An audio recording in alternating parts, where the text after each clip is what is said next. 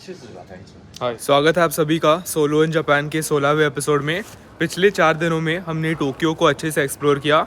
अब इस एडवेंचर को आगे बढ़ाने के लिए हम टोक्यो को बाय बोल के जापान के नॉर्दर्न मोस्ट पॉइंट पे यानी होक्काइडो पे जाने वाले हैं। आज टोक्यो में वेदर 10 आउट ऑफ 10 है, आसमान क्लियर है और कोई बारिश नहीं है। हम यहाँ पर रेडी हो गए हैं और हम इंडिया से जो 2 बैग्स लेके आए थे वो दोनों हमने पैक करके रेडी किया है। ये जो मेरे कंधे के ऊपर बैग है ये हम प्लेन के अंदर कैरी करेंगे और ये वाली हम डोमेस्टिक फ्लाइट के अंदर चेक इन करेंगे। अब यार टोक्यो को बाय बोलने से पहले मुझे हमारे 7-Eleven में वन लास्ट टाइम जाना है, कॉफी ले लेते हैं। तो हम अभी तक 7-Eleven की कॉफी मशीन की कॉफी ट्राई करते आ रहे थे। हम वहाँ से ग्लास लेके इस कॉफी मशीन में हमारी जो कॉफी है वो चूज करते थे। और आज मैं सोच रहा हूँ कि हमने कभी ये ट्राई नहीं किया, ये भी 7-Eleven की है, ट्राई करते हैं। और इससे एक और चीज होगी, हम एयरपोर्ट तक इसे धीरे धीरे सिप कर सकते हैं। इसमें ढक्कन होने की वजह से हमें ये एक टाइम पे फिनिश नहीं करनी पड़ेगी।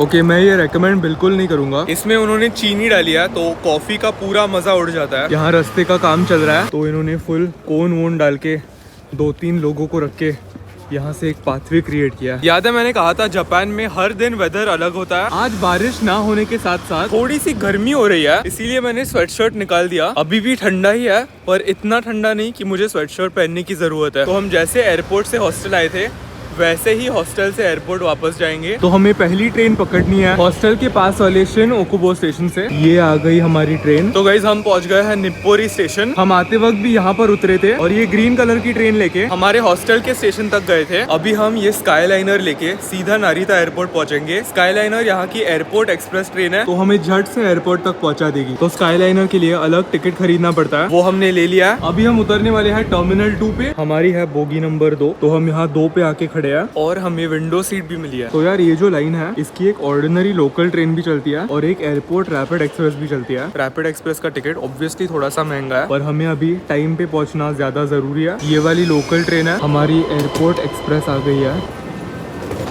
हमारी सीट 3D विंडो सीट मिल गई है, काफी स्पेशियस है। लेग रूम देखो कितनी है, वाह कंफर्टेबल एकदम।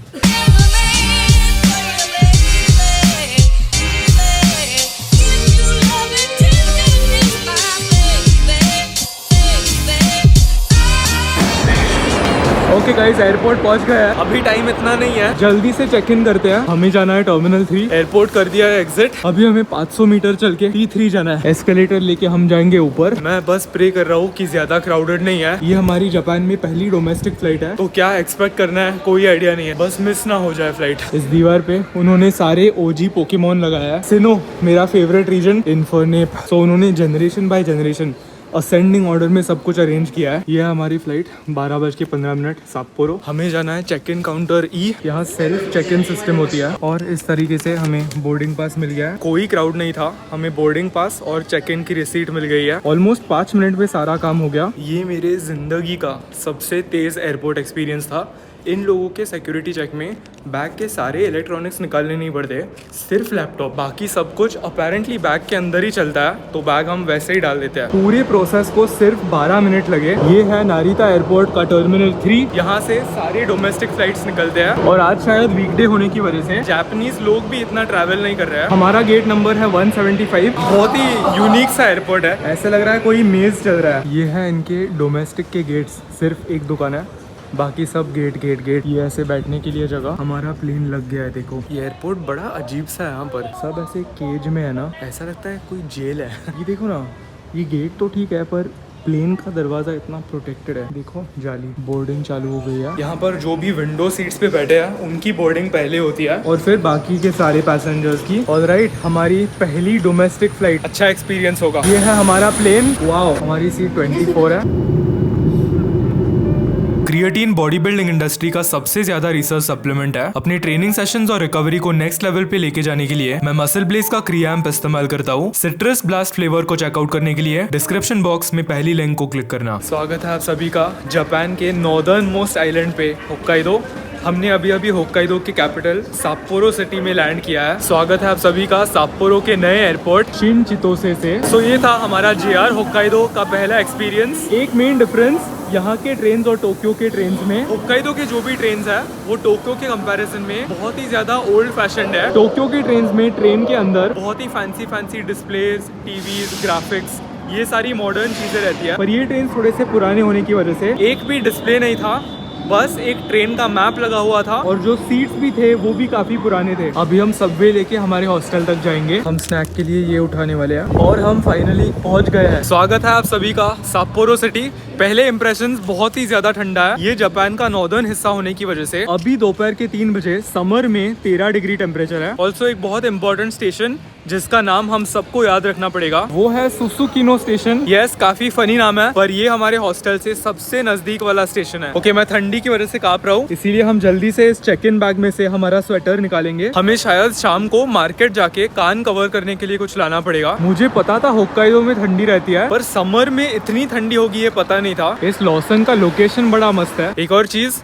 ये जगह थोड़ी सी नॉर्दर्न साइड पे होने की वजह से हवा थोड़ी सी थिन है और वो अच्छे से महसूस भी हो रहा है। तो एक लंबे सफर के बाद हम फाइनली हमारे हॉस्टल तक पहुंच गए हैं। ये है हमारे हॉस्टल की बिल्डिंग। बाहर से दिखने में काफी बड़ा लग रहा है और हॉस्टल के ठीक सामने वहाँ पर एक कन्वीनियंस स्टोर भी है। कन्वीनियंस स्टोर एक ऐसी चीज है जो मैं बुकिंग करने के पहले हमेशा चेक करता हूँ। सो लिटरली वॉकिंग डिस्टेंस से हमें बेसिक पानी और सामान मिल जाएगा। अब करते हैं चेक इन। 2 दरवाजे दिखने में तो काफी सही लग रहा है। वो जो टोक्यो का हॉस्टल था वो एक छोटा सा फ्लोर था। उस छोटे से फ्लोर पे उन्होंने सारे डॉर्मेटरीज बनाए थे। इसमें तो लॉन्ड्री फैसिलिटी भी है। अभी चलते हैं 2nd फ्लोर पे और चेक इन करते हैं। रूम की चाबी मिल गई है। हमारी रूम है 6th फ्लोर पे। रूम नहीं, हमारा बंक बेड है 6th फ्लोर पे।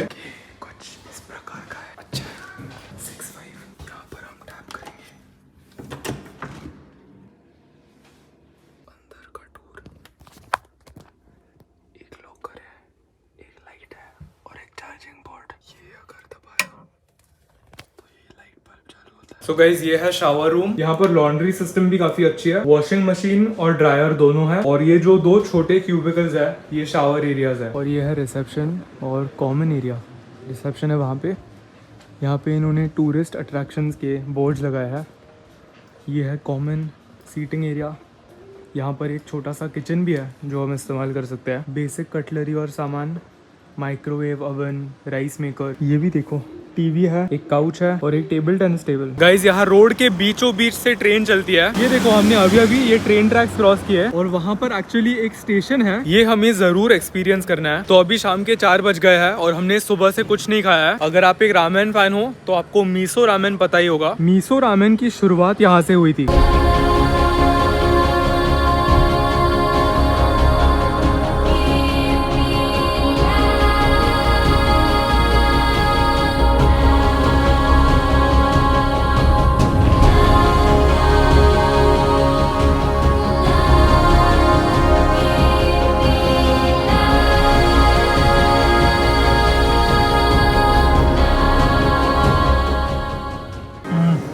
ये अभी तक के सबसे यूनिक नूडल्स है। प्रॉन का जो भी फ्लेवर है वो सूप के अंदर अच्छे से आया है। ये स्पून देखो इतना बड़ा है। बढ़िया सा लंच हो गया है। पोर्शन इतना ज्यादा था कि मैं अकेले खत्म नहीं कर पाया। अभी हम जाके साप्पोरो सिटी को एक्सप्लोर करेंगे। गाइस, टोक्यो में 4 दिन होने की वजह से मुझे पब्लिक प्लेसेस में बहुत ज्यादा क्राउड होने की आदत पड़ गई थी। यहाँ पर कोई है ही नहीं। मुश्किल से यहाँ वहाँ 3-4 लोग दिख जाते हैं। ये जो रोड साइड स्टेशन है, अभी हम ये स्टेशन लेके आगे जाने वाले हैं।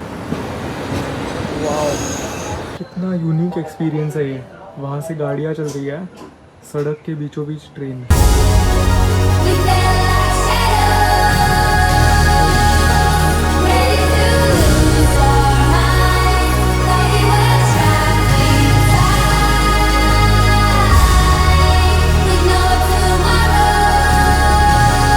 बहुत ही मजेदार एक्सपीरियंस था। साइड में गाड़ियां जा रही है, यहाँ से ट्रेन जा रही है और बहुत ही एफिशिएंट वे ऑफ ट्रैवलिंग है। जिम कम्युनिटी असेंबल हो जाओ। हमें दिख गया है एक बहुत ही बड़ा गोल्ड्स जिम। अब आ ही गया है तो इनको पास कितने का है ये पूछते हैं। वैसे बाहर एक बहुत यूजफुल बोर्ड है जहाँ पर 2 हफ्तों का पास 6600 येन का पड़ता है। सीन यह है कि हम साप्पोरो में सिर्फ 5 दिनों के लिए है, तो 1 डे पास कितने का है ये पूछ के आते हैं। और ये 24 आवर जिम भी है, सो रात को ट्रेन करने में मजा आएगा। क्या एंट्रेंस है, ये देखो क्या बनाया है यार इन लोगों ने। इतना अच्छा जिम एंट्रेंस मैंने आज तक नहीं देखा है। वाओ। 1日パスの料金はいくらですか？札幌に1週間ぐらい滞在するつもりです。これから大阪へ行きます。大阪のゴールドジムにもこのパスを適用されますか？適用されない。ये जिम खतरनाक था। अनफॉर्चुनेटली जापान में जो गोल्ड जिम्स है उनमें फोटोज और वीडियोस लेना अंदर अलाउड नहीं है। इसीलिए मैं क्लिप्स नहीं ले पाया, पर ट्रस्ट करो मुझे, इस गोल्ड जिम को हम हमेशा याद रखेंगे। गाइज, शिबुया क्रॉसिंग सस्ता वर्जन। होक्काइडो बैंक की मेन बिल्डिंग दिख गई, क्रेजी दिख रही है। सो हमारा साप्पोरो में पहला साइट सीइंग डेस्टिनेशन है साप्पोरो का फेमस साप्पोरो टीवी टावर, और इसके ऊपर एक ऑब्जर्वेशन डेक भी है जो हम जाके चेकआउट करेंगे। तो साप्पोरो टावर के ठीक सामने है इनकी फेमस ओदोरी पार्क। सो ये जो ओदोरी पार्क है ये 3 हिस्सों में डिवाइड की गई है, 1, 2 और 3। तीसरा जो हिस्सा है वो टावर के सबसे नजदीक है। ये सामने से और भी अनरियल लग रहा है। अब हम जाने वाले हैं इसके ऊपर।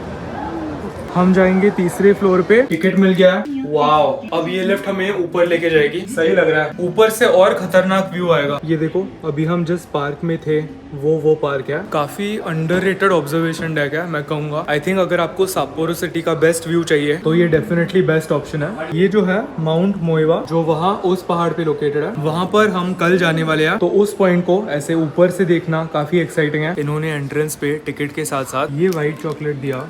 ये होक्काइडो की स्पेशलिटी है।